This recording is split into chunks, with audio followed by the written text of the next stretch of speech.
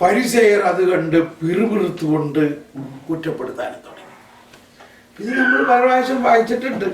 പക്ഷേ പിന്നെ എനിക്ക് മനസ്സിലായി, എൻ്റെ ഉള്ളിലുണ്ട് ഈ 3 പേര്.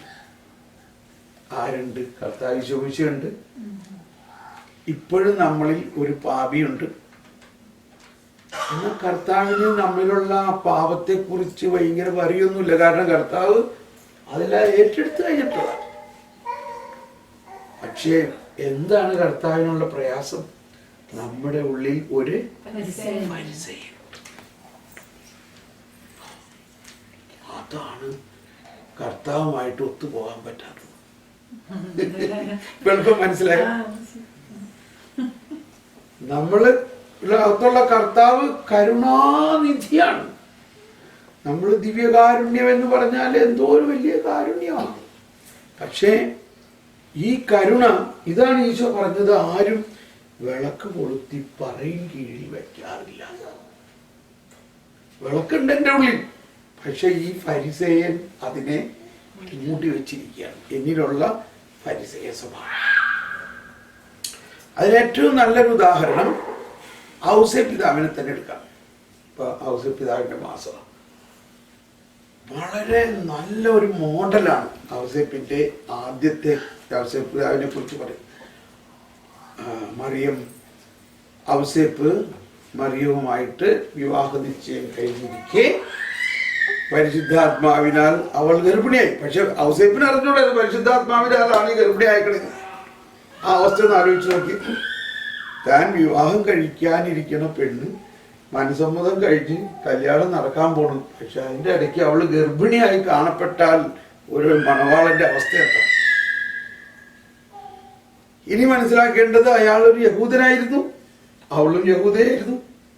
അപ്പൊ യഹൂദ നിയമം അനുസരിച്ച് എന്തുണ്ടാകണം? അപ്പോ യഹൂദ നിയമം അനുസരിച്ച് ഉടനെ ഇത് വേണ്ടപ്പെട്ട ആളുകളോട് പറയണം. അവര് ഇവളെ പരസ്യമായിട്ട് അവഹേളിക്കുകയും കല്ലെറിഞ്ഞ് കൊല്ലുക വരെ ചെയ്യാനുള്ള സാധ്യതകളാണ് മുമ്പിലുള്ളത്. അങ്ങനെ ഇരിക്കെ എന്താ അവിടെ എഴുതിയിരിക്കുന്നത്? ഔസേപ്പ് നീതിമാനാകയാൽ പോയിന്റ്. അതാണ് ദൈവനീതി എന്ന് പറയുന്നത്. ഇപ്പൊ നമ്മൾ കരുണയെ കുറിച്ച് പറയുമ്പോൾ കരുണയേക്കാൾ വലിയൊരു സംഭവമാണ് ദൈവനീതി. അതുകൊണ്ടാണ് ഈശോ പറഞ്ഞത്, ആദ്യം നിങ്ങൾ ദൈവരാജ്യവും ആ ദൈവനീതിയും മനസ്സിലാക്കുവിൻ, ബാക്കിയുള്ളതെല്ലാം കൂട്ടിച്ചേർക്കപ്പെടും. അതുകൊണ്ട് അപ്പോഴാണ് ബാക്കിയുള്ളത് മനസ്സിലാവുന്നത്. അപ്പൊ അതിന്റെ നല്ലൊരു ഉദാഹരണമാണ് ദൈവനീതി. ഇപ്പൊ ഔസേപ്പ് വാസ്തവത്തിൽ ഫരിസേയ നീതി അനുസരിച്ച് പ്രവർത്തിക്കേണ്ടതാണ്, ഫരിസേയ നീതി. പക്ഷേ ഔസേപ്പ് ഫരിസേയ നീതി അനുസരിച്ച് പ്രവർത്തിക്കാതെ ആരോടും ഇത് മിണ്ടിയില്ല. അവൻ ആരോടും ഇതിനെക്കുറിച്ച് പറയാതെ അവളെ അപമാനിതയാകാൻ ആഗ്രഹിക്കാതെ മൗനമായി പിന്മാറാൻ തീരുമാനിച്ചു. ഇതാണ് വാസ്തവത്തിൽ ക്രിസ്ത്യാനിയുടെ യഥാർത്ഥ നീതി എന്ന് പറയുന്നത്.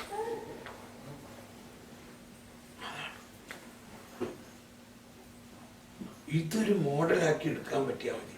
നമ്മള് ആരെങ്കിലും എന്തെങ്കിലും തിന്മ ചെയ്യണ കണ്ടാൽ അത് ഫരിസേയ നീതി എന്ന് പറഞ്ഞ എന്താ? അതിനെക്കുറിച്ച് ഉടനെ അന്വേഷിക്കണം.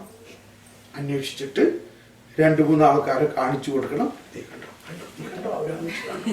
ഉടനെ അത് പെട്ടെന്ന് പരന്നു. ഇന്നത്തെ കാലത്താണെങ്കിൽ 2 ഫോണാണ് എല്ലാവരുടെ കയ്യിലുള്ളത്, ഒരു നാഷണൽ, ഒരു ഇന്റർനാഷണൽ. നമ്മുടെ വീട്ടിലെ ആൾക്കാർ ഇപ്പൊ ഭാര്യയ്ക്ക് ഒരു പ്രശ്നം ഉണ്ടായി, അല്ലെങ്കിൽ ഭർത്താവ് ഒരു പ്രശ്നം ഉണ്ടായി, ഇത് വീട്ടിലെ അടുത്ത ആൾ അറിയണേക്ക് മുമ്പ് ഇത് നാട്ടിൽ അറിഞ്ഞു കഴിഞ്ഞു. അവിടെ നിന്ന് ഫോൺ വിളിക്കുമ്പോഴാണ് ഭർത്താവ് അറിയണേ. അപ്പൊ പറയും, നീ എത്തിയത് അവിടെ പോയി നീ ആദ്യം എന്നോട് പറയാനില്ലേ? ചായച്ചനോട് പറഞ്ഞു കഴിഞ്ഞാൽ ഇതൊന്നും കൂടുതലില്ലാന്ന് എനിക്കറിയാം. ഞാൻ പറയണ ഒരു ട്രാക്കിംഗ് ന്യൂസ് ആദ്യം അങ്ങേയറ്റത്ത് പോയിട്ട് നമ്മൾ ആരത് അറിയരുതെന്ന് ആഗ്രഹിക്കണോ അവരാദ്യം അറിഞ്ഞിട്ടാണ് നമ്മൾ അറിയണം.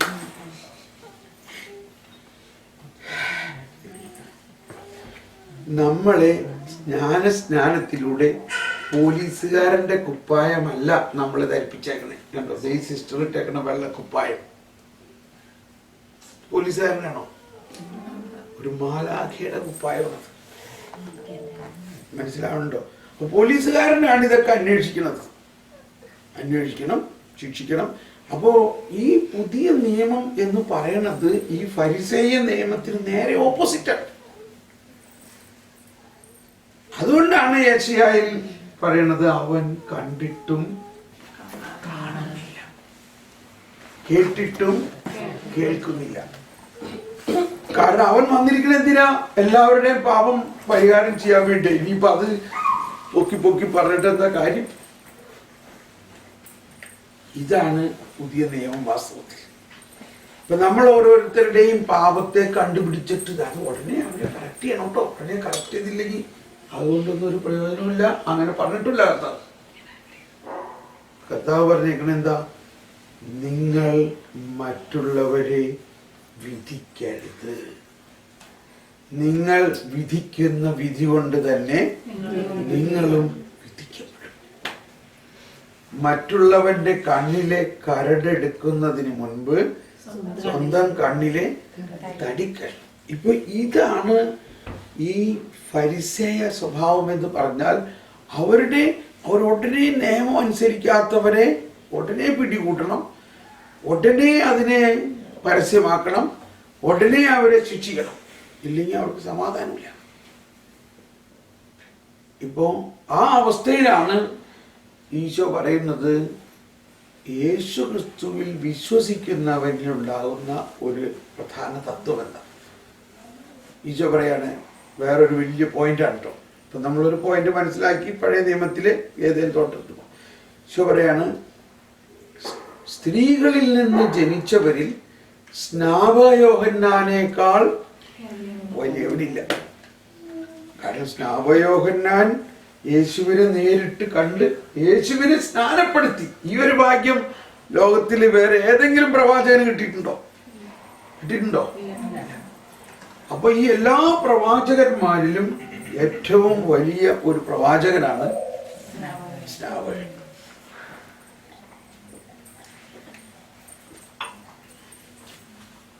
ശ്രദ്ധിക്കണേ, ഇനി അടുത്ത് ഈശോ പറയാൻ പോണ എന്താന്ന് ശ്രദ്ധിക്കണേ. എന്താ പിന്നെ അടുത്തത്? ആരെങ്കിലും ഒന്ന് പറയാമോ? എന്നിട്ട് ഈശോ അതിന് ശേഷം എന്താ പറഞ്ഞത്? എന്നാൽ സ്വർഗരാജ്യത്തിലെ, ശ്രദ്ധിക്കണേ, സ്വർഗരാജ്യത്തിലെ ഏറ്റവും ചെറിയവൻ അവനേക്കാൾ വലിയവനായിരിക്കും. അതാരാണ് അങ്ങനത്തെ ഒരാള്? അതാരെ കുറിച്ചാ പറയണേ? ആരാണ്? നമ്മളാണ്. നമ്മളോ? വിശ്വസിക്കാൻ പറ്റുന്നുണ്ടോ? നമ്മളെ കുറിച്ചാ പറയണേ. എന്ന് പറഞ്ഞാൽ കർത്താവ് ഈശോ മിശിഹായിൽ വിശ്വസിക്കുന്നവരും ഈശോയെ സ്വീകരിച്ചിരിക്കുന്നവരും ഈശോയിൽ സ്നാനപ്പെട്ടിരിക്കുന്നവരും. പെട്ടെന്ന് മനസ്സിലാക്കാൻ, സ്നാപകയോഹന്നാനോ പഴയ നിയമത്തിൽ ഏതെങ്കിലും പ്രവാചകന്മാർക്കോ കർത്താവ് ഈശോ മിശിഹായുടെ ശരീരം ഭക്ഷിക്കാനും രക്തം പാനം ചെയ്യാനും കിട്ടിയിട്ടുണ്ടോ? ഇപ്പൊ നമ്മളാരാ? നമ്മള് സ്നാപകയോഹന്നാനേക്കാളും വലിയവൻ. അങ്ങനെയുള്ള നമ്മളെയാണ് ഒരു ഫരിസേയ മനോഭാവത്തോടുകൂടി നോക്കുന്നത്. ഒരാൾ പക്ഷെ കണ്ടോ, അവൻ്റെ കൂടെ കൂട്ടുകൂടണ്ട, അവനെ സൂക്ഷിക്കണം, അല്ലെങ്കിൽ അവളെ സൂക്ഷിക്കണം, അവർ ആ ചെയ്തത് തെറ്റാണ്, അവരങ്ങനെ. ഇങ്ങനെ നമ്മൾ മറ്റുള്ളവരെ വിധിക്കുമ്പോൾ നമ്മളിൽ ഈ കരുണ, ബ്ലോക്ക് എന്ന് പറയാൻ പറ്റില്ല. ബ്ലോക്ക് എന്നുള്ള വാക്കേ ശരിയല്ല. ദൈവത്തിൻ്റെ അനന്ത ശക്തിയെ ആർക്ക് ബ്ലോക്കാക്കാൻ പറ്റും? മനുഷ്യന്റെ പാപം ദൈവത്തിന്റെ കൃപയെ ബ്ലോക്കാക്കുന്ന ഒരു തെറ്റിദ്ധാരണയാണ് പലർക്കുള്ളത്. അത് ബ്ലോക്കാണ്. കാരണം അവൻ ഇന്നമാരിയൊക്കെ ചെയ്തിട്ടുണ്ട്. ഈ മത്തായിയുടെ വീട്ടിൽ ചെന്നപ്പോ വല്ല ബ്ലോക്ക് ഉണ്ടായോ? മത്തായിയുടെ പാപം യേശുവിന്റെ വരവിന് വല്ല ബ്ലോക്ക് ഉണ്ടാക്കിയോ? സക്കേവൂസിന്റെ വീട്ടിൽ ചെന്നപ്പോ സക്കേവൂസിന്റെ പാപം സക്കേവൂസിനെ വല്ല ബ്ലോക്ക് ആക്കിയോ? ഇവിടെ ഞാൻ പറഞ്ഞൊന്നറിയില്ല, ഒരു കാര്യമാണ് പറയാൻ വന്നിട്ട് പറഞ്ഞില്ല. വലിയൊരു രഹസ്യം എന്ന് വെച്ചാൽ എന്താണ് ഈ കൃപയും കരുണയും തമ്മിലുള്ള വ്യത്യാസം? കരുണയും കൃപയും തമ്മിലുള്ള വ്യത്യാസം. കൃപ ഒഴുകുന്നത് വിശ്വാസത്തിലൂടെയാണ്. അതാണ് യേശുക്രിസ്തുവിൽ വിശ്വസിക്കുമ്പോഴാണ് കൃപ ഒഴുകുന്നത്. കരുണയ്ക്ക് വിശ്വാസം പോലും വേണ്ട. ഇപ്പൊ മത്തായിക്ക് വല്ല വിശ്വാസം ഉണ്ടായിരുന്നോ? യേശുക്രിസ്തുവിനെ കുറിച്ച് അങ്ങനെ കേട്ടിട്ടേ ഉണ്ടായിട്ടുണ്ടാവില്ല. സഖ്യവൂസിന് വല്ല വിശ്വാസം ഉണ്ടായിരുന്നോ? അപ്പോ വിശ്വാസം ഇല്ലാത്തവനും ദൈവത്തിന്റെ ഇനിഷ്യേഷനിലൂടെ ദൈവം ഇനിഷ്യേറ്റ് ചെയ്ത് അങ്ങ് കയറുകയാണ് മത്തായിയുടെ വീട്ടിലേക്ക്. ദൈവം ഇനിഷ്യേറ്റ് ചെയ്തിട്ട് അങ്ങ് കയറുകയാണ്. നീ വേഗം ഇറങ്ങി പോ സഖ്യവൂസ്, ഇന്ന് ഞാൻ നിന്റെ വീട്ടിൽ കയറാൻ പോവാം. സഖ്യവൂസ് വിളിച്ചൊന്നുമില്ല. സഖ്യവൂസ് ഒരു ഇൻവിറ്റേഷനും കൊടുത്തില്ല. നമ്മൾ പറയാനില്ലേ, വിളിക്കാത്ത സദ്യക്ക് പോയേക്കും. ആരുടെ വീട്ടിലാ അങ്ങനെയൊക്കെ നമ്മൾ പോകാൻ പറ്റുക? നമ്മളെ വിളിക്കാണ്ട് ഒരു വീട്ടിൽ നമ്മൾ കയറി ചെന്ന് പറയാം, നമ്മൾ ഭക്ഷണം കഴിക്കാൻ ചെല്ലുന്ന ആരുടെ വീട്ടിലാ? കറക്റ്റ്, നമ്മുടെ ഏറ്റവും സ്വന്തക്കാർ എന്ന് പറഞ്ഞാൽ നമ്മുടെ സഹോദരങ്ങളുടെ വീട്ടിൽ. അപ്പൊ നമ്മള് ഇന്ന് ഞാനിപ്പോ പട്ടണത്തിൽ വന്ന് ഡാലസിൽ വന്ന് ഞാൻ വിളിച്ചു പറയാണ്, ഞാൻ ഇവിടെ ഉണ്ടിട്ടോ, ഞാൻ ഇന്ന് നിന്റെ വീട്ടിലേക്ക് വരികയാണ്, എൻ്റെ അനുജന്റെ വീട്ടിലേക്ക് പോകാൻ. എനിക്ക് അവിടെ നമുക്ക് ആരോടും അനുവാദം ചോദിക്കേണ്ട ആവശ്യമില്ല. അങ്ങനത്തെ ഒരു ഒരു ഒരു മനോഭാവമാണ് ഈശോയ്ക്കുള്ളത്. അതുകൊണ്ടാണ് ഈശോ സഖ്യവൂസിന്റെ വീട്ടിൽ ചെന്നിട്ട് പറയാണ്, നീയും അബ്രാഹത്തിന്റെ മകനാണ്. എന്ന് പറഞ്ഞാൽ കർത്താവ് ഈശോ മിശിഹ അബ്രാഹത്തിന്റെ മകനാണല്ലോ. അബ്രാഹത്തിന്റെ മകനും ദാവീദിന്റെ മകനുമായ ഈശോ മിശിഹായുടെ വംശാവലി. അവരോട് പറയാണ്, ഞാൻ നിന്റെ വീട്ടിൽ നിന്ന് വരികയാണ്. അപ്പോ കരുണ എന്നത് ദൈവത്തിന്റെ ഇനിഷ്യേഷനാണത്, മുൻകൈ എടുക്കൽ എന്ന് പറയും. നമ്മൾ പ്രാരംഭ കൂദാശ എന്ന് പറയും, അത്രയും നല്ല മീനിങ് വരുന്നില്ല. ഇനിഷ്യേഷൻ എന്ന് പറയണമായിരിക്കും. God is initiating this. അപ്പം കരുണയും കൃപയും തമ്മിലുള്ള വ്യത്യാസം. കരുണ ലഭിച്ചു കഴിഞ്ഞു കഴിയുമ്പോൾ അവന് ഹൃദയത്തിൽ സ്പർശനമായി, ഈശോയെ കുറിച്ച് അവൻ അറിവായി, അവൻ യേശുവിൽ വിശ്വസിക്കാൻ തുടങ്ങും. അങ്ങനെ വിശ്വസിക്കുമ്പോൾ കൃപ കിട്ടുകയാണ്. എന്താ കൃപ? കൃപ എന്നത് ദൈവീകത മാനുഷികതയിൽ ലയിക്കുന്നതിന് കൃപയെന്ന് പറയുന്നു. അതാണ് അവിടുന്ന് നമ്മുടെ ദൈവീക ജീവനിൽ, അവിടുത്തെ ദൈവിക ജീവനിൽ നമ്മളെ പങ്കുകാരാക്കാൻ വേണ്ടി മനുഷ്യ സ്വഭാവം സ്വീകരിച്ചു. അങ്ങനെയാണ് കൃപ ഉണ്ടായത്. എങ്ങനെ ഉണ്ടായതെന്നൂടി പറഞ്ഞ്, ദൈവിക ജീവൻ മാനുഷികതയിൽ ലയിക്കുന്നു. അപ്പൊ ഇവിടെ ഇനിഷ്യേറ്റീവ് ആരുടെ? ദൈവിക ജീവന്റെ. ദൈവം മനുഷ്യനായി അവതരിച്ചു. മനുഷ്യൻ ദൈവത്വമായി അവതരിക്കുകയല്ല ചെയ്തത്, ദൈവം മനുഷ്യനായി അവതരിച്ചു. Initiation is from God. അപ്പോ ആ കരുണ കൃപയായിട്ട് മാറുന്നതാണ് നമ്മളുടെ കൗദാശിക ജീവിതത്തിന്റെ അർത്ഥം. ഇവിടെ നമ്മൾ ചിന്തിക്കുകയാണ് പാപം കൃപയെ ബ്ലോക്ക് ആക്കും എന്ന് ചിന്തിക്കുകയാണെങ്കിൽ ഇറ്റ് ഈസ് കംപ്ലീറ്റ്ലി അൺട്രൂ. അത് സത്യമല്ല. അതുകൊണ്ടാണ് സത്യം അറിയണം എന്ന് പറയുന്നത്. അതായത് കൃപ ഇൻഫിനിറ്റ് ആണെങ്കിൽ പാപം എന്താണ്? ഫിനിറ്റ് ആണ്. പാപം ഫിനിറ്റ്. ഫൈനൈറ്റ് ആയിട്ടുള്ള പാപത്തിന് ഇൻഫിനിറ്റ് ആയിട്ടുള്ള കൃപയെ തടസ്സപ്പെടുത്താൻ പറ്റുമോ? അതാണ് പുതിയ നിയമത്തിന്റെ കാര്യം. പഴയ നിയമത്തില് പാപത്തെ ഇവര് പർവ്വതീകരിക്കുകയാണ്. ദൈവത്തിന്റെ മനസ്സിലാക്കുന്നില്ല. പുതിയ നിയമത്തിൽ ദൈവത്തിന്റെ കൃപയെ പർവ്വതീകരിച്ചുകൊണ്ട് ദൈവം മനസ്സിലാക്കിയാണ് നമ്മൾ. നീ എത്ര വലിയ പാപി ആയാലും നിന്റെ വീട്ടിൽ ഞാൻ വരുന്നതിന് അതൊന്നും ഒരു തടസ്സമല്ല. അതാണ് അതെല്ലാം യെശയ്യായിൽ പറഞ്ഞിട്ടുള്ള, നിന്റെ പാപം കടും ചുമപ്പാണെങ്കിലും ഞാനതെല്ലാം തൂവല്ലെ പോലെ ആക്കും. ഇതിനൊക്കെ യെശയ്യായിൽ നമുക്ക് കണക്ഷൻ കിട്ടും. അത് തന്നെയാണ് സങ്കീർത്തനം. അപ്പൊ ഈ സങ്കീർത്തനങ്ങളിലാണ് ഇതിന്റെ ഒരുപാട് രഹസ്യങ്ങൾ കിടക്കുന്നത്. നമ്മളെ ഇനിയും കണ്ടുപിടിക്കാത്ത ഒരു മേഖലയാണ് സങ്കീർത്തനം. സങ്കീർത്തനങ്ങളിലാണ് ഈ രക്ഷാകര പദ്ധതിയിലെ പണിക്കാറുപേക്ഷിച്ചു കളഞ്ഞ കല്ല് മൂലക്കല്ലായി തീർന്നു കേട്ടോ. എന്നിട്ട് എഴുതിയിരിക്കുകയാണ്, ഇത് കർത്താവിന്റെ പ്രവൃത്തിയാണ്, നമ്മുടെ ദൃഷ്ടിയിൽ വിസ്മയാവഹമാണ്. എന്നിട്ട് പറയാണ്, നീതിയുടെ കവാടങ്ങൾ എനിക്കായി തുറന്നു തരിക ഞാൻ. എന്താണ് നീതിയുടെ കവാടം? അതാണ് നമ്മൾ കുർബാനയിൽ പറയുന്നത്, നീതിയുടെ കവാടം ഞങ്ങൾക്കായി തുറക്കണമേ. അപ്പൊ ദൈവനീതി എന്ന് പറയുന്നത് നമ്മൾക്ക് സാധാരണ നമ്മൾ അറിയുന്ന നീതി അല്ല. നമ്മൾ സാധാരണ അറിയുന്ന നീതി ഒരു സിവിൽ ലോയെ ബേസ് ചെയ്തിട്ടുള്ള ഒരു നീതിയാണ്. അതായത് തെറ്റ് ചെയ്യുന്നവൻ ശിക്ഷിക്കണം, അതാണ് നമ്മൾ അറിയുന്ന നീതി. പക്ഷേ അതാണ് ഈശോ പറഞ്ഞത്, ഇപ്പൊ ഫരിസേയൻ ഒരാൾ തെറ്റ് ചെയ്യണ കണ്ടാൽ അവനെ അന്വേഷിക്കണം, അവന് 4 ആളെ കൊണ്ടുവന്ന് അവനെ പിടികൂടണം, അവനെ വേണ്ടി വന്നാൽ കൊല്ലണം എന്നത് അവരുടെ നീതിയാണ്. അത് അവരുടെ നീതിയാണ്. എന്നാൽ ഈശോയുടെ നീതി എന്താ? തെറ്റ് ചെയ്യുന്ന ഒരാളെ കണ്ടാൽ ഉടനെ അവന്റെ പുറകെ പോണം, എന്നിട്ട് എന്ത് ചെയ്യണം? അവനെ എടുത്ത് തോളിലേറ്റ് അവന്റെ തെറ്റിനെ പരിഹാരം ചെയ്ത് അവന് ജീവൻ നൽകി രക്ഷിക്കുക. ഫരിസേയനോ ജീവൻ എടുത്ത് കൊല്ലുക. ഇതാണ് വ്യത്യാസം.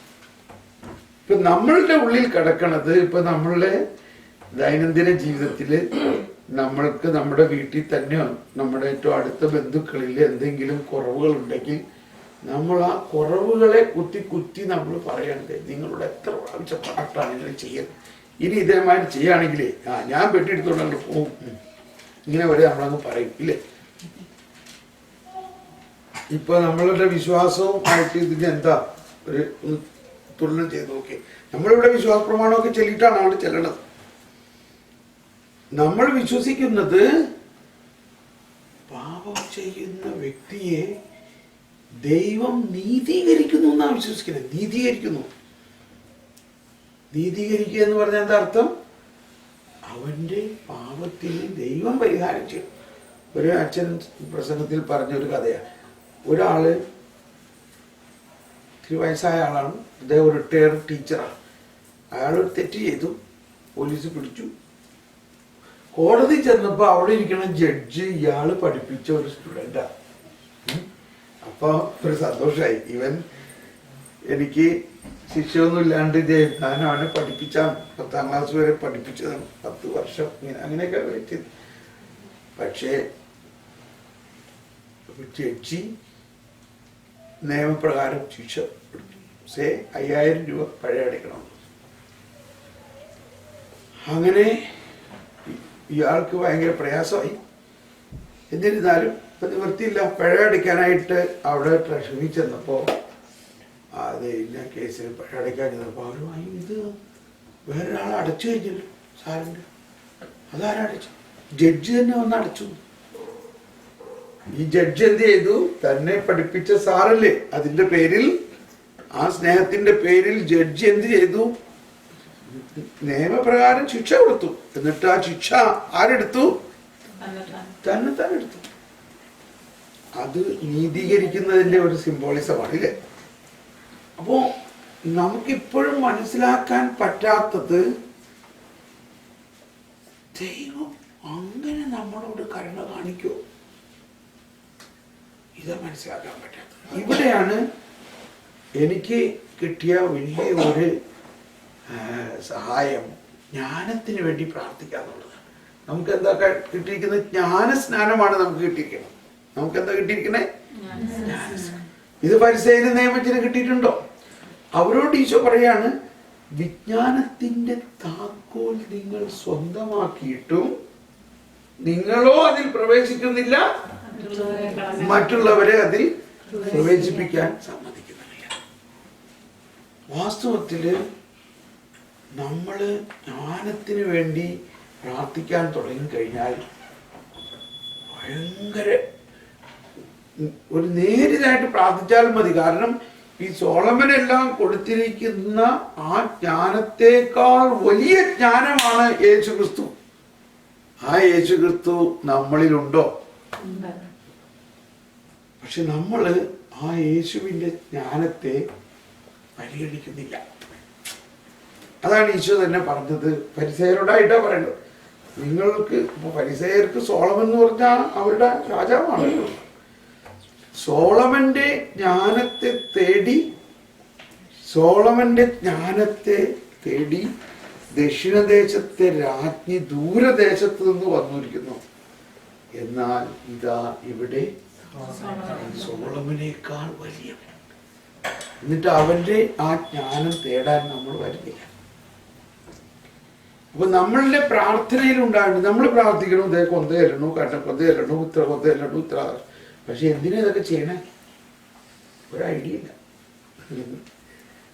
അത് ചെറുപ്പം പോലെ നമ്മൾ അങ്ങനെ പാലിച്ചു പോണ്ട. പിള്ളേരെ കുരിശ് വരയ്ക്കടാ, സമയമായിടാ, പാടാ, കർത്താവിനാലായല്ലടാ, കർത്താവിനാലായല്ലടാ, ശ്രമിക്കടാ, കുരിശ് വരയ്ക്കടാ, കുരിശ് വരച്ചു, കർത്താവിനാലായില്ലേ, പരിപാടി കഴിഞ്ഞു. പക്ഷെ എന്തിനാണ് ഇത് ചെയ്യണേ? ക്ഷമിക്കണം കേട്ടോ, ഞാനിങ്ങനെയൊക്കെ പറയണുണ്ട്. മനസ്സിലായി? നമ്മൾ രാവിലെ തന്നെ എണീറ്റാ പറയും, ഞാനൊരു 2-3 കരുണക്കൊന്ത ചെല്ലാണ്ട് ഞാൻ ഒരു കാര്യം ചെയ്യില്ല. വാസ്തവത്തില് എന്താണ് കരുണക്കൊന്ത എന്ന് പറഞ്ഞാൽ? കരുണക്കൊന്ത എന്ന് പറഞ്ഞാൽ ലോകം മുഴുവനും വേണ്ടിയുള്ള മധ്യസ്ഥ പ്രാർത്ഥനയാണ്. നമ്മളുടെ കപ്പിൽ എന്തെങ്കിലും ഉണ്ടെങ്കിലല്ലേ മറ്റുള്ളവർക്ക് കൊടുക്കാൻ പറ്റുള്ളൂ. അപ്പൊ എണീക്കുമ്പോ തന്നെ ആദ്യം എന്ത് ചെയ്യണം? നമ്മുടെ കപ്പ് നിറയ്ക്കണം. അതിന് 1 മണിക്കൂറെങ്കിലും എടുത്ത് വ്യക്തിപരമായി നമ്മുടെ ജ്ഞാനത്തിന് വേണ്ടി മാത്രം പ്രാർത്ഥിച്ചാലും മതി. ഇപ്പൊ ഒരു ജർമ്മൻകാരി എന്നോട് പറയാ, നീ ഇതേമാതിരിയൊക്കെ പറയണ്ട, നിനക്കറിയോ എനിക്ക് 4 ആൺപിള്ളേരാണുള്ളത്. മതി ഇല്ലേ? നിങ്ങൾക്കൊന്ന് അറിഞ്ഞോളൂ, ഈ 4 ആൺപിള്ളേരെ രാവിലെ എങ്ങനെയെങ്കിലും ഒന്ന് എണിപ്പിച്ച്, ഒരുത്തനെ എണിപ്പിച്ച് പല്ല് തേക്കാൻ കൊണ്ടുവന്നിരിക്കുമ്പോഴേക്കും അടുത്തവൻ പോയി വീണ്ടും കിടക്കും. ഇവരെ ഒന്ന് സ്കൂളിൽ പറഞ്ഞു വിടുന്നത് വരയ്ക്കും ഇല്ലേ? ഇതൊക്കെ തന്നെയാണ് നമ്മുടെ അവസ്ഥ.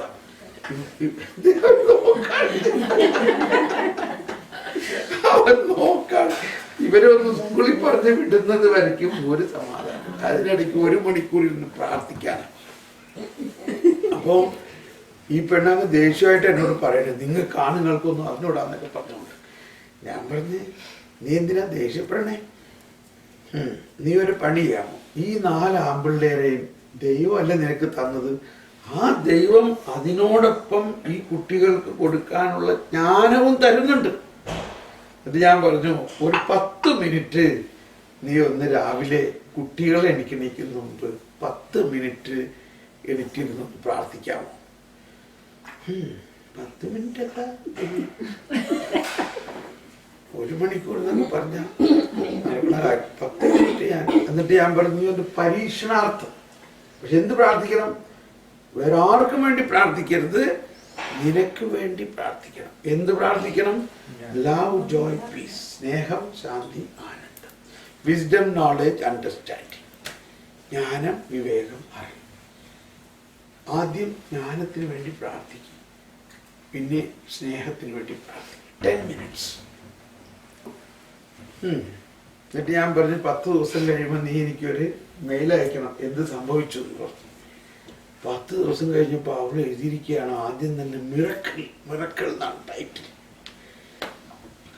ആദ്യത്തെ ദിവസം ഇങ്ങനെ പ്രാർത്ഥിച്ചപ്പോൾ ഭയങ്കര ഒരു ശാന്തത കിട്ടി. അന്നത്തെ ദിവസം മുഴുവനും ശാന്തമായിട്ട് കാര്യങ്ങൾ പോയി. പിറ്റേ ദിവസവും ഇതേമാതിരി 10 മിനിറ്റ് പ്രാർത്ഥിച്ചപ്പോൾ ഈ കുട്ടികളെല്ലാം താനെ എഴുന്നേറ്റ് വന്ന് പല്ല് തേക്കണം. അല്ലെങ്കിൽ ഓരോരുത്തരെ കിടക്കേന്ന് പൊക്കിക്കൊണ്ടുവരണം തയ്യാറാക്കാനായിട്ട്. ഇവരെല്ലാം താനെ എഴുന്നേറ്റ് വന്നേക്കണം. അതാണ് കുട്ടികൾ എണീക്കുന്നതിന് മുൻപേ ജ്ഞാനത്തിന് വേണ്ടി പ്രാർത്ഥിക്കണം എന്ന് പറഞ്ഞാൽ, ഈ ജ്ഞാനം നമ്മളിലേക്ക് ഒഴുകി അവരിലേക്ക് ചെല്ലും. അപ്പൊ അവള് പറയാണ്, അതുകൊണ്ട് പിറ്റേ ദിവസം ഞാൻ 20 മിനിറ്റ് പ്രാർത്ഥിച്ചു കണ്ടോ. അപ്പൊ ഏറ്റവും വലിയ അത്ഭുതം, എൻ്റെ ഭർത്താവ് എഴുന്നേറ്റേക്കണു. ഭർത്താവ് എഴുന്നേറ്റ് കിച്ചണിൽ കുട്ടികൾക്ക് ബ്രേക്ക്ഫാസ്റ്റ് കുക്ക് ചെയ്യണം. ഇതാണ് അവളെ ഏറ്റവും വലിയ അത്ഭുതം എന്ന് പറയുന്നത്. ഇയാള് പിള്ളേര് സ്കൂളിൽ പോയി കഴിഞ്ഞാൽ എണിക്കാറുള്ളൂ. എന്തിനു പറയണു? അപ്പോ അടുത്ത ദിവസം മുതൽ എനിക്ക് ഒരു ജോലിയില്ല. കുട്ടികൾ തന്നെത്താൻ എണിക്കണു, ഭർത്താവ് എണീറ്റ് കുട്ടികൾക്ക് വേണ്ടി ബ്രേക്ക്ഫാസ്റ്റ് ഉണ്ടാക്കി അവരെ പാക്ക് ചെയ്ത് വിടണം. അതുകൊണ്ട് ഞാനിപ്പോ 1 മണിക്കൂർ പ്രാർത്ഥിക്കുന്നുണ്ട്. ഇതൊരു അത്ഭുതമാണ് തോന്നുന്നത്. അതുകൊണ്ട് നീ ഞങ്ങളുടെ നാട്ടിൽ വന്ന് അമ്മമാർക്ക് ഒരു ധ്യാനം നടത്തി തരണം. അങ്ങനെ അവള് ഒരു റിട്രീറ്റ് ജർമ്മനിയിൽ ഓർഗനൈസ് ചെയ്ത്, റിട്രീറ്റ് ഓൺലി ഫോർ മദേഴ്സ്. അവൾ പറഞ്ഞു ഇതൊരു മാജിക് മാതിരിയാ തോന്നണം. ഇത്രയും നാളും ഞാൻ ഈ പിള്ളേരെ രാവിലെ എങ്ങനെയും എന്തോ ഒരു ടെൻഷൻ അടിച്ചിരുന്നു ഞാൻ. ഭയങ്കര സമാധാനം. അപ്പോൾ ഞാൻ പറഞ്ഞു പറഞ്ഞതിൻ്റെ ഉദ്ദേശം, നമ്മള് ഈ ഡിവൈൻ വിസ്ഡം നമ്മളിലേക്ക് ഇറങ്ങിയാൽ നമ്മളുടെ കാഴ്ചയിൽ തന്നെ വ്യത്യാസം ഉണ്ടാവും. നമ്മളെല്ലാവരിലും നന്മ മാത്രമേ കാണുള്ളൂ. 1. 2, മറ്റുള്ളവരിലേക്ക് ഇത് താനെ അങ്ങ് പ്രസരിച്ചിട്ട് നമ്മുടെ കുട്ടികളും ഭർത്താവും ഒക്കെ വളരെ വ്യത്യസ്തം, എല്ലാം ഭംഗിയായിട്ട് നമ്മൾ ചിന്തിക്കണേക്കാളും ഭംഗിയായിട്ട് കാര്യങ്ങൾ നടത്തും. ഇനി 3ാമത്, ഈ ജ്ഞാനമാണ് യേശുക്രിസ്തു. യേശുക്രിസ്തുവിലൂടെ ജ്ഞാനസ്നാനമാണ് നമ്മൾ സ്വീകരിച്ചിരിക്കുന്നത്. ആ ജ്ഞാനസ്നാനത്തിലൂടെ നമ്മൾക്ക് കിട്ടിയിരിക്കുന്ന ജ്ഞാനത്തിലൂടെ മാത്രമേ ഈ ദൈവനീതിയെ നമുക്ക് മനസ്സിലാവുള്ളൂ. അതുകൊണ്ടാണ് ഈശോ പറഞ്ഞത്, ആദ്യം നിങ്ങൾ ദൈവരാജ്യവും ദൈവനീതിയും അന്വേഷിക്കുക, അപ്പോൾ ബാക്കിയുള്ളതെല്ലാം കൂട്ടിച്ചേർക്കപ്പെടും എന്ന് പറയുന്നതിൻ്റെ അർത്ഥം നമുക്ക് വിസ കിട്ടിയ കാര്യമോ ജോലി കിട്ടുന്ന കാര്യമൊന്നുമല്ല ബാക്കിയുള്ളത്. ഈ ദൈവരാജ്യത്തെ കുറിച്ചുള്ള പൂർണ്ണമായ അറിവ് നമുക്ക് കിട്ടും. ബൈബിളിന്റെ വചനങ്ങളുടെ വ്യാഖ്യാനം നമുക്ക് മനസ്സിലാവും. അപ്പോഴാണ് വചനത്തിനോടൊരു ലഹരി നമുക്കുണ്ടാകുന്നത്. അപ്പോഴാണ് വചനം നമുക്ക് ഭയങ്കര മാധുര്യമായ ഒന്നായിട്ട് മാറുന്നത്. അങ്ങനെ നമ്മൾ ആ ഈശോയുടെ ജ്ഞാനം കൊണ്ട് നിറയുമ്പോഴാണ് വേറെ ഒരു ജീവിതമാണ്. ഓക്കെ, ഇനി നമ്മുടെ സമയം ഏതാണ്ട് കഴിഞ്ഞു എന്ന് പറയാം അല്ലേ? കഴിഞ്ഞില്ലേ? ഇനി ഒരു ക്വസ്റ്റ്യൻ, ഒരു ചോദ്യോത്തരം, നിങ്ങളുടെ 1-2 ചോദ്യങ്ങൾ ചോദിക്കുക. വാട്ട് ക്വസ്റ്റ്യൻ യു ഹാവ്, ഇത് നമ്മൾ വൈൻഡ് അപ്പ് ചെയ്യാം. യെസ്. അപ്പോൾ നമ്മളുടെ ഈ ജസ്റ്റ് ഒരു ക്വസ്റ്റ്യൻ എനിക്കുണ്ടായത്, ഈ ഓൾഡ് ടെസ്റ്റ്മെന്റിൽ കുറെ ഇങ്ങനത്തെ ഫാരിസീസ് ഫോളോ ചെയ്യുന്ന കുറെ ഇങ്ങനത്തെ സ്ട്രിക്റ്റ് റൂൾസ് ഇല്ലായിരുന്നു. അപ്പൊ അതിനൊന്നും ഒരു നമ്മളുടെ ഈ ഇപ്പോഴത്തെ ജീവിതത്തിൽ ഒരു പ്ലേസും ഇല്ല എന്നാണ്. അതിനെ നമ്മൾ മനസ്സിലാക്കണം. ഓൾഡ് ടെസ്റ്റ്മെന്റില് പറഞ്ഞിരിക്കുന്ന കാര്യങ്ങൾ പൂർത്തിയാക്കുന്നത് കർത്താവ് ഈശോ മിശിഹായിലൂടെയുള്ള ന്യൂ ടെസ്റ്റ്മെന്റിലൂടെ പൂർത്തിയാകുള്ളൂ. അതുകൊണ്ടാണ് ഈശോ പറഞ്ഞത്, ഞാൻ വന്നിരിക്കുന്നത് ഈ നിയമത്തെ അസാധുവാക്കാനല്ല, മറിച്ച് അതിനെ പൂർത്തിയാക്കാൻ. ഉദാഹരണം പറയുകയാണെങ്കിൽ ഇപ്പൊ മാതാവ് ഓൾഡ് ടെസ്റ്റ്മെന്റിൽ ഒരു പേഴ്സണാണ് ഇല്ലേ, യഹൂദയാണ്. പക്ഷെ മാതാവിൽ കൃപ നിറഞ്ഞു കഴിഞ്ഞപ്പോ മാതാവിന് പാപം ചെയ്യാൻ പറ്റുമോ? She's not able to do the sin. പാപം ചെയ്യാൻ പറ്റണില്ല. അപ്പൊ എന്ത് സംഭവിച്ചു? അപ്പൊ വിശുദ്ധിയായില്ലേ? എന്ന പോലെയാണ് നമ്മൾ ഓരോരുത്തരിലും. ന്യൂ ടെസ്റ്റ്മെന്റിന്റെ വ്യത്യാസം എന്താ? യേശുക്രിസ്തു പാപത്തിന് പരിഹാരം ചെയ്തിരിക്കണോ? ആ പരിഹാരം ചെയ്തതിന് ശേഷമുള്ള ആ കൃപ നമ്മളിലേക്ക് ഒഴുകിക്കഴിയുമ്പോൾ, ദൈവികത മാനുഷികതയിൽ ലയിക്കുമ്പോൾ നമ്മിലുള്ള മാനുഷികതയെ ദൈവീകരിച്ചിരിക്കുന്നു. അതാണ് നമ്മളെ ദൈവിക സ്വഭാവത്തിൽ പങ്കാളിയാക്കാൻ അവിടുന്ന് നമ്മുടെ മനുഷ്യ സ്വഭാവം സ്വീകരിച്ചിരിക്കുന്നു. അതാണ് ന്യൂ ടെസ്റ്റ്മെന്റ്. നമ്മളെ ദൈവീകരിച്ചു കഴിയുമ്പോൾ പിന്നെ നമുക്ക് പാപം ചെയ്യാൻ പറ്റുമോ? നമുക്ക് പാപം ചെയ്യാൻ പറ്റാത്തവരാക്കി മാറ്റും.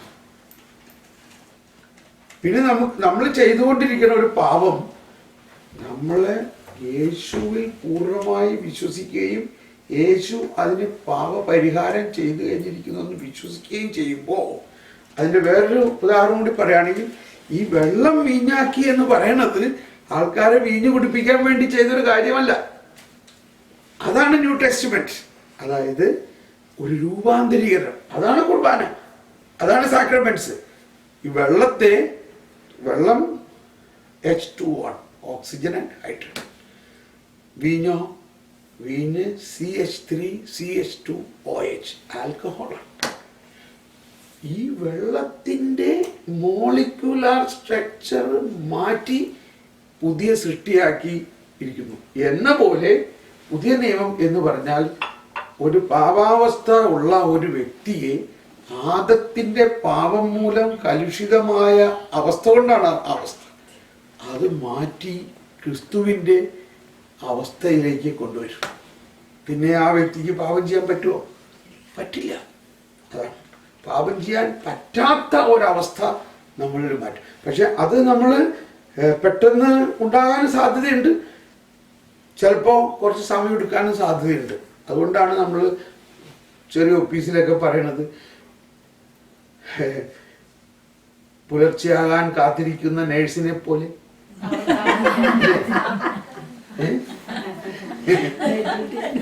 നൈറ്റ് ഡ്യൂട്ടി, പുലർച്ചെയാകാൻ കാത്തിരിക്കുന്ന കാവൽക്കാരനെ പോലെ കർത്താവെ കാത്തിരിക്കും. അപ്പൊ പുലർച്ചെ രാത്രിയിലാണ് ഈ കാവൽക്കാരൻ ഇരിക്കുന്നത്. അയാൾക്ക് രാത്രി മാറ്റാൻ പറ്റുമോ? പക്ഷെ ഇത്ര മണിക്കൂർ കഴിഞ്ഞാൽ പുലർച്ചെ ആകും എന്ന് നല്ല വിശ്വാസം. അപ്പൊ അങ്ങനെ നമ്മളുടെ ഉള്ളിലുണ്ടാകേണ്ട ഒരു വിശ്വാസം,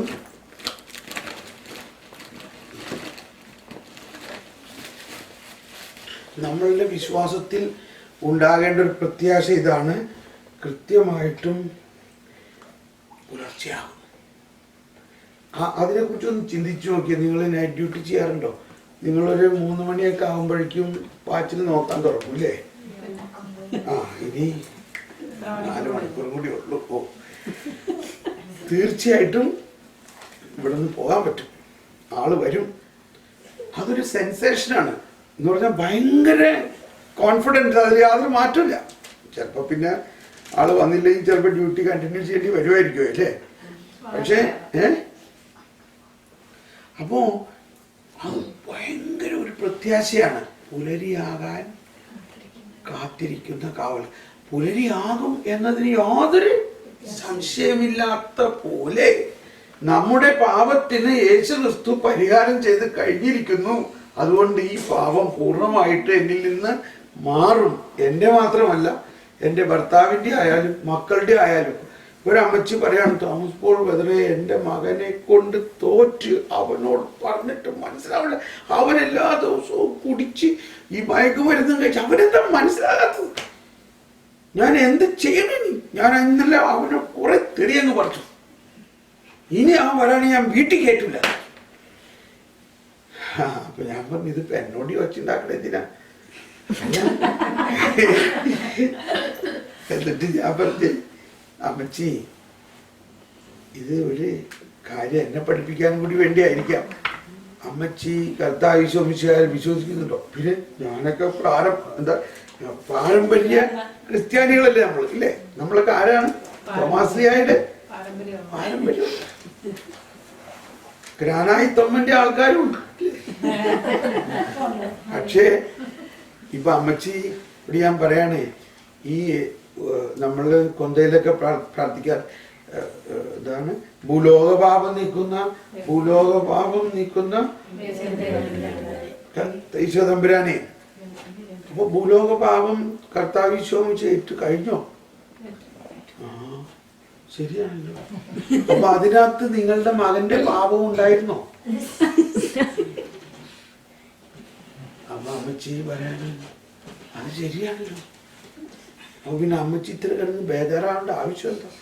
അമ്മച്ചി ഒന്ന് ശരിക്കൊന്ന് വിശ്വസിച്ചേ, കർത്താവേ, ഭൂലോക പാപം മുഴുവനും നീ ഏറ്റെടുത്തിരിക്കുന്ന സ്ഥിതിക്ക് എൻ്റെ മകന്റെ മദ്യപാനവും അവൻ്റെ എന്താണ് ഡ്രഗ് അഡിക്ഷനും അവൻ ചെയ്യണ എല്ലാ തിന്മകളും നീ ഏറ്റെടുത്തിട്ടുണ്ട് എന്ന് ഞാൻ വിശ്വസിക്കുന്നു. പിറ്റേ ദിവസം അമ്മച്ചി പറയണ എനിക്കൊരു സമാധാനമായിട്ടോ, എനിക്ക് സമാധാനമായി. ഈ സമാധാനമാണ് യേശുക്രിസ്തു തരുന്ന സമാധാനം. നമ്മളുടെ ലത്തീൻ കുർബാനയിൽ സമാധാനം കൊടുക്കുന്നതിന് മുമ്പുള്ളൊരു പ്രാർത്ഥന ഇങ്ങനെയാണ്: O Lord Jesus Christ, don't look at our sins, but look at the faith of your church and grant us peace. ഞങ്ങളുടെ പാപങ്ങൾ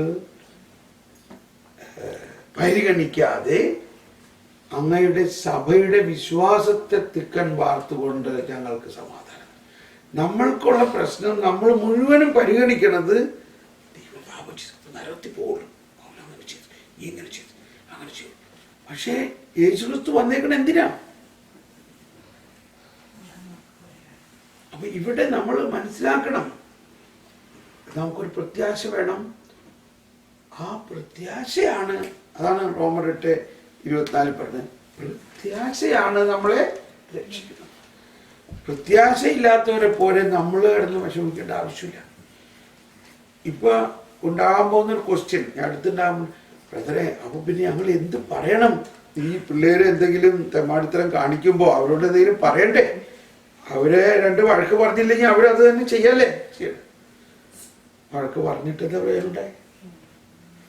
അപ്പോഴാണ് നമ്മൾ അവരോട് പറയേണ്ട കാര്യമാണ് അടുത്തത്.